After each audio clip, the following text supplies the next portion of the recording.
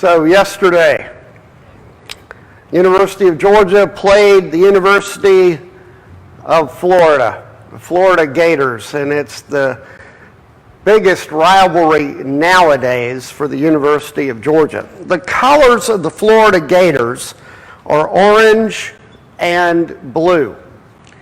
There is a teacher at Copper Ridge where I also teach. She teaches middle school.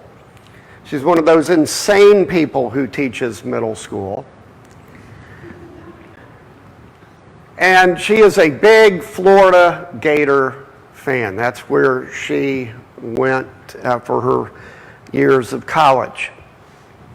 And I wrote her an email, and I said I was wondering what to wear on the last day before the Halloween weekend and the day of our Halloween party, which was Friday for my first graders. And I thought, well, I'd wear orange and black, traditional Halloween colors. And in the email I said, and then it occurred to me, this is the day before the Georgia-Florida game. Georgia's colors are red and black. And in the email I said, so it was not a difficult decision for me to reach to think that there was no way I was wearing anything orange on the day before the Florida-Georgia game.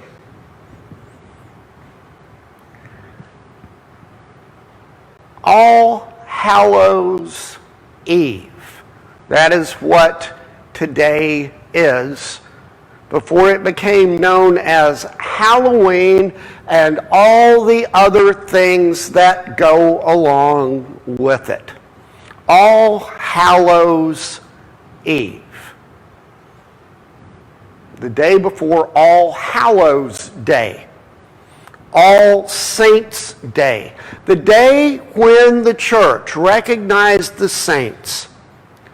The people who had been guiding lights for the church ever since Jesus gave his life to create the church. People like Peter and James and John and Paul and St. Francis of Assisi and St. Anselm and St. Augustine and Judy Cox, and Martin Luther, and Lynn Allen, and Casey Miller, Irv Comstock, Emmylou Neerman, and Rostu. All of you, saints. Have you ever thought of yourselves that way? You don't usually think of yourselves that way, do you? I'm a saint. Because we think of all the unsaintly things that we have done. But over and over again, Jesus comes to touch us, to heal us, and say, you are my brother or sister.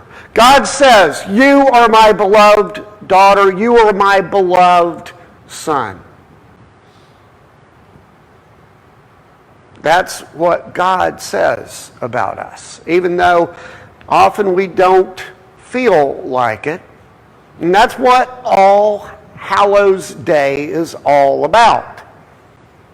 So here we are on Halloween. And Halloween on a Sunday does not happen often. And a lot of people have something against Halloween and say that it is this terrible day, it's the devil's day, and that Christians shouldn't in any way have any part of it. So I have a question. If that's the case, then Why are we here today? I mean, it's Halloween. Why should we be at church if we shouldn't have anything to do with Halloween?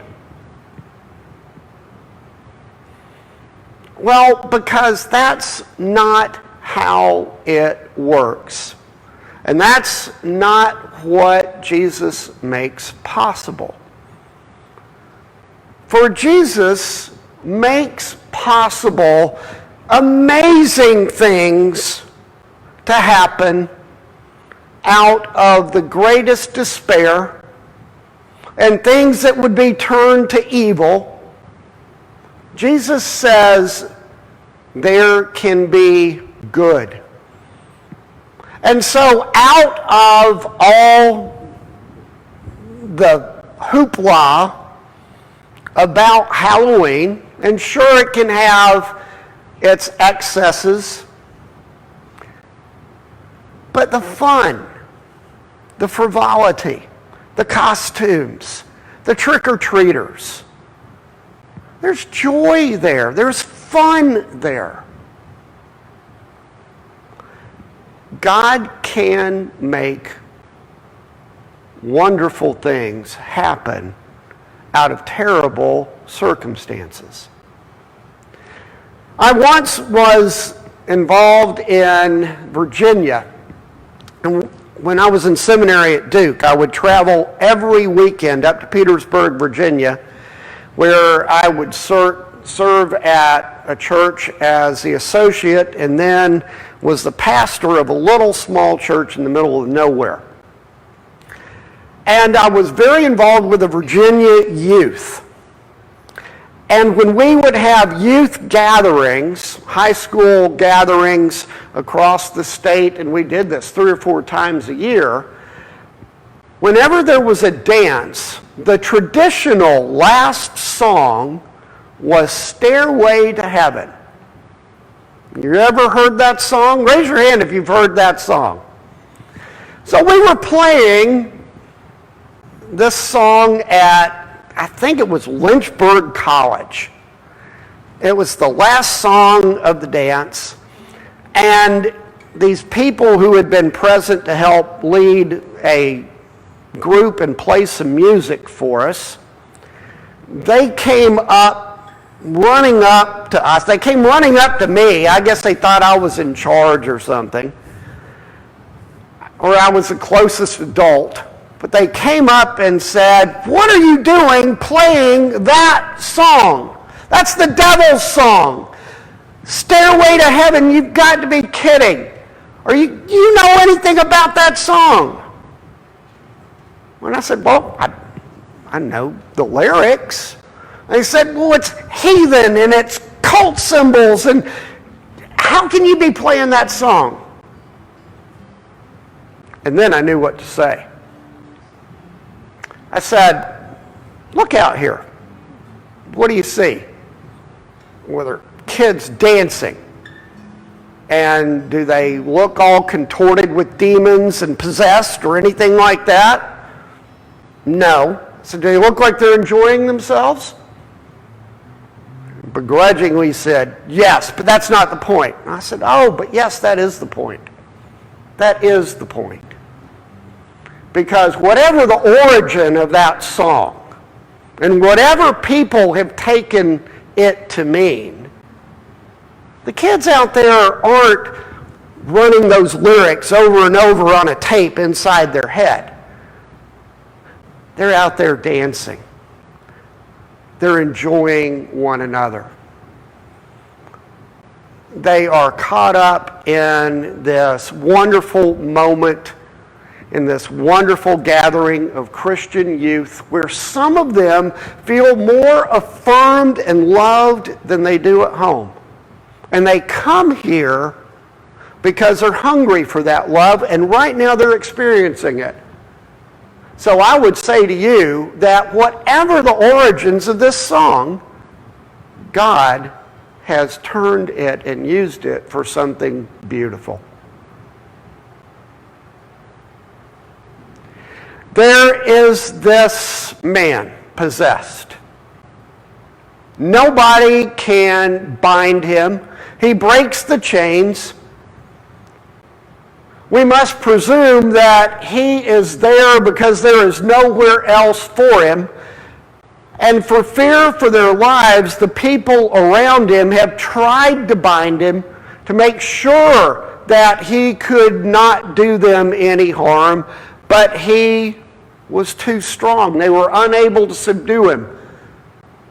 But he stayed away in that lonely, desolate place, far away from his own home in the Decapolis, away from the town and the countryside surrounding, where he could live out his tortured life.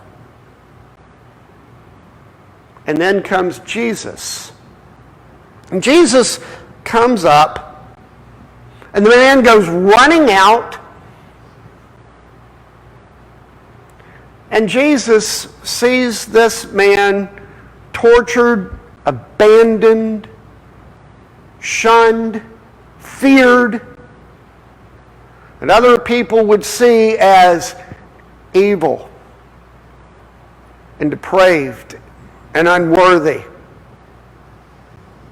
And Jesus has compassion on him where others didn't even know how to respond.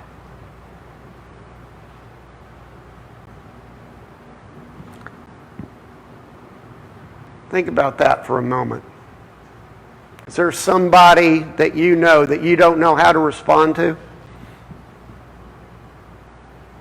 Sometimes we stay away, and sometimes, like I tell my first graders, that can't seem to get along, just stay away from each other.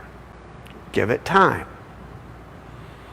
There are people that we meet that we don't know how to handle, what to do with.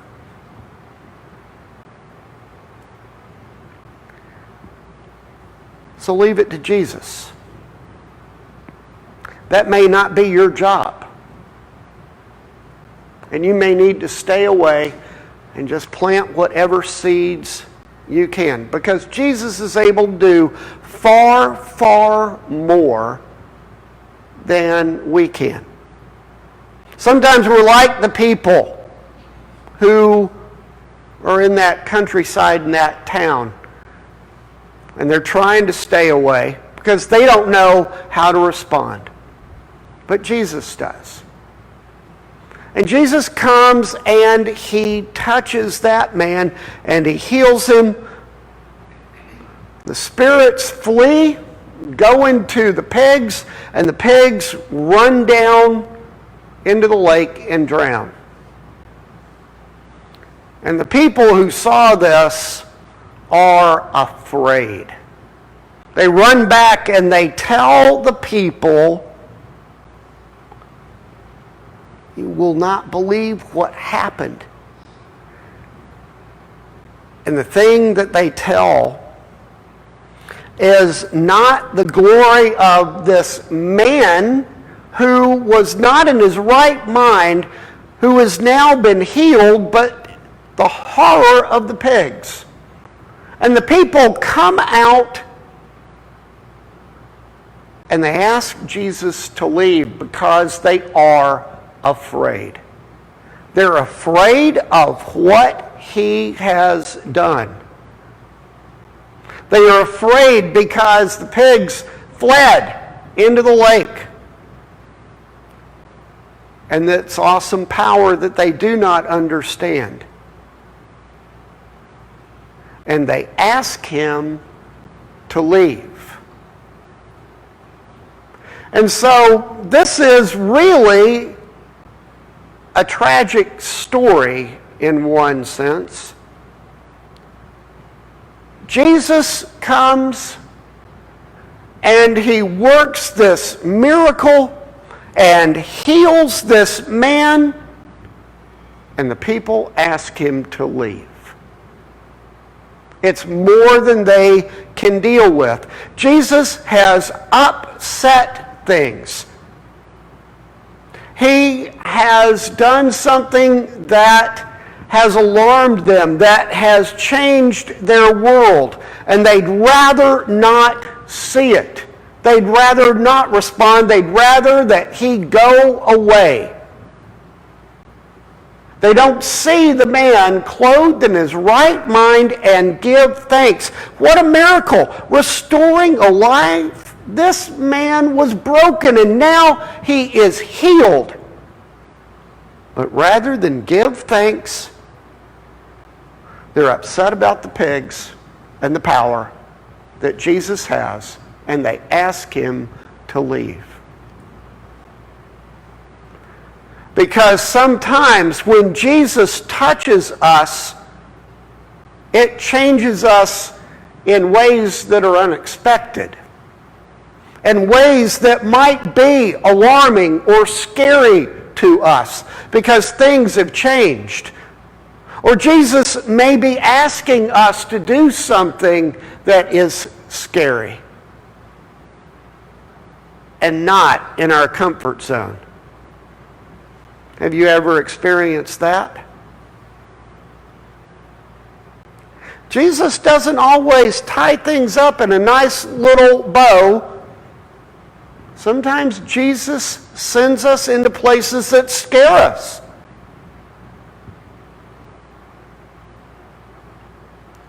But Jesus is with us.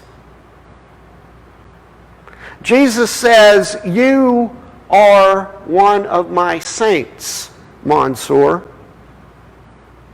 You are one of my saints, Jane. You are one of my saints, Ken."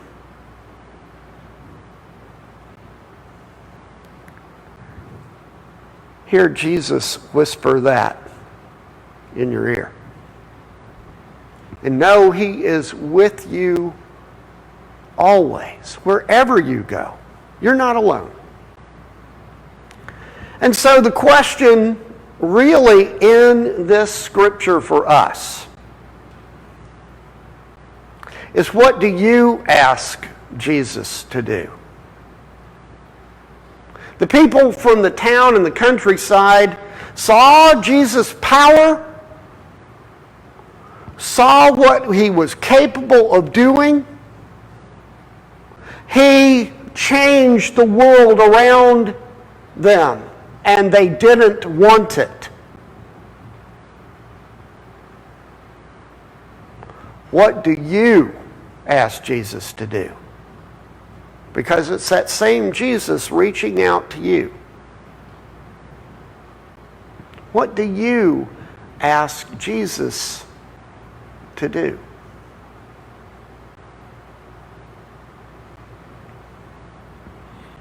All Hallows Eve, All Saints Day. And so the question is also for Coolwater. What do we ask Jesus to do? Saints? Amen.